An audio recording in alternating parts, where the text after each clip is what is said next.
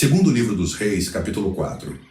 E uma mulher das mulheres dos filhos dos profetas clamou a Eliseu, dizendo: Meu marido, teu servo, morreu, e tu sabes que o teu servo temia ao Senhor. E veio o credor para levar os meus 2 filhos para serem servos. E Eliseu lhe disse: Que te hei de fazer? Dize-me que é o que tens em casa. E ela disse: Tua serva não tem nada em casa, senão uma botija de azeite. Então disse ele: Vai e pede emprestadas de todos os teus vizinhos vasilhas vazias, não poucas. Então entra e fecha a porta sobre ti e sobre teus filhos, e deita o azeite em todas aquelas vasilhas, e põe a parte a que estiver cheia. Partiu, pois, dele, e fechou a porta sobre si e sobre seus filhos. E eles lhe traziam as vasilhas, e ela as enchia. E sucedeu que, cheias que foram as vasilhas, disse a seu filho: Traze-me ainda uma vasilha. Porém ele lhe disse: Não há mais vasilha alguma. Então o azeite parou. Então veio ela e o fez saber ao homem de Deus, e disse ele: Vai, vende o azeite e paga a tua dívida, e tu e teus filhos viveis do resto. Sucedeu também um dia que, indo Eliseu a Sunem, havia ali uma mulher importante, a qual o reteve para comer pão. E sucedeu que todas as vezes que passava por ali, entrava para comer pão. E ela disse a seu marido: Eis que tenho observado que este que sempre passa por nós é um santo homem de Deus. Façamos-lhe, pois, um pequeno quarto junto ao muro, e ali lhe ponhamos uma cama, uma mesa, uma cadeira e um candeeiro. E há de ser que, vindo ele a nós, para ali se recolherá. E sucedeu que um dia ele chegou ali, e recolheu-se àquele quarto, e se deitou. Então disse ao seu servo Geazi: Chama esta sunamita. E chamando a ele, ela se pôs diante dele. Porque ele tinha falado a Geazi: Dize-lhe: Eis que tu nos tens tratado com todo o desvelo. Que se há de fazer por ti? Haverá alguma coisa de que se fale por ti ao rei, ou ao capitão do exército? E disse ela: Eu habito no meio do meu povo. Então disse ele: Que se há de fazer por ela? E Geazi disse: Ora, ela não tem filho, e seu marido é velho. Por isso disse ele: Chama-a. E chamando a ele, ela se pôs à porta. E ele disse: A este tempo determinado, segundo o tempo da vida, abraçarás um filho. E disse ela: Não, meu senhor, homem de Deus, não mintas a tua serva. E concebeu a mulher, e deu à luz um filho, no tempo determinado, no ano seguinte, segundo Eliseu lhe dissera.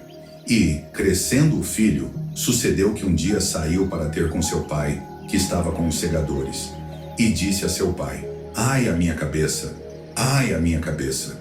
Então disse a um moço: Leva-o à sua mãe. E ele o tomou e o levou à sua mãe. E esteve sobre os seus joelhos até ao meio-dia, e morreu. E subiu ela, e o deitou sobre a cama do homem de Deus, e fechou a porta, e saiu. E chamou a seu marido, e disse: Manda-me já um dos moços e uma das jumentas, para que eu corra ao homem de Deus, e volte.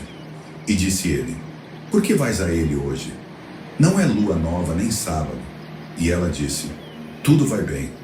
Então albardou a jumenta, e disse ao seu servo: Guia e anda, e não te detenhas no caminhar, senão quando eu te disser. Partiu ela, pois, e foi ao homem de Deus, ao monte Carmelo. E sucedeu que, vendo ao homem de Deus de longe, disse a Geazi, seu servo: Eis aí a sunamita.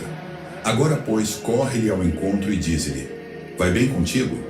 Vai bem com teu marido? Vai bem com teu filho? E ela disse: Vai bem.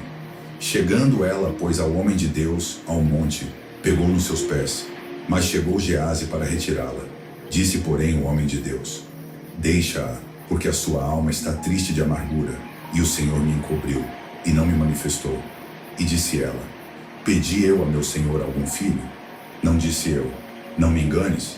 E ele disse a Geazi: Cinge os teus lombos, toma o meu cajado na tua mão, e vai. Se encontrares alguém, não o saúdes, e se alguém te saudar, não lhe respondas. E põe o meu cajado sobre o rosto do menino. Porém disse a mãe do menino: Vive o Senhor, e vive a tua alma, que não te hei de deixar. Então ele se levantou e a seguiu. E Geazi passou adiante deles, e pôs o cajado sobre o rosto do menino. Porém não havia nele voz nem sentido. E voltou a encontrar-se com ele, e lhe trouxe aviso, dizendo: o menino não despertou. E chegando Eliseu àquela casa, eis que o menino jazia morto sobre a sua cama.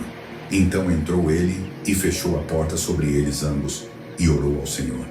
E subiu à cama e deitou-se sobre o menino, e, pondo a sua boca sobre a boca dele, e os seus olhos sobre os olhos dele, e as suas mãos sobre as mãos dele, se estendeu sobre ele, e a carne do menino aqueceu. Depois desceu e andou naquela casa de uma parte para a outra, e tornou a subir, e se estendeu sobre ele. Então o menino espirrou 7 vezes, e abriu os olhos. Então chamou a Geazi, e disse: chama esta sunamita. E chamou-a, e veio a ele. E disse ele: toma o teu filho. E entrou ela, e se prostrou a seus pés, e se inclinou à terra. E tomou o seu filho e saiu. E voltando Eliseu a Gilgal, havia fome naquela terra, e os filhos dos profetas estavam assentados na sua presença. E disse ao seu servo: põe a panela grande ao fogo, e faze um caldo de ervas para os filhos dos profetas. Então um deles saiu ao campo a apanhar ervas, e achou uma parra brava, e colheu dela enchendo a sua capa de colossíntidas. E veio e as cortou na panela do caldo, porque não as conheciam. Assim deram de comer para os homens. E sucedeu que, comendo eles daquele caldo, clamaram e disseram: homem de Deus, a morte na panela. Não puderam comer. Porém ele disse: trazei farinha. E deitou-a na panela e disse: dai de comer ao povo. E já não havia mal nenhum na panela. E um homem veio de Baal-salisa e trouxe ao homem de Deus pães das primícias, 20 pães de cevada e espigas verdes na sua palha, e disse: dá ao povo para que coma. Porém seu servo disse: como hei de pôr isto diante de 100 homens? E disse ele: dá ao povo para que coma, porque assim diz o Senhor: comerão e sobejará. Então lhes pôs diante, e comeram, e ainda sobrou, conforme a palavra do Senhor.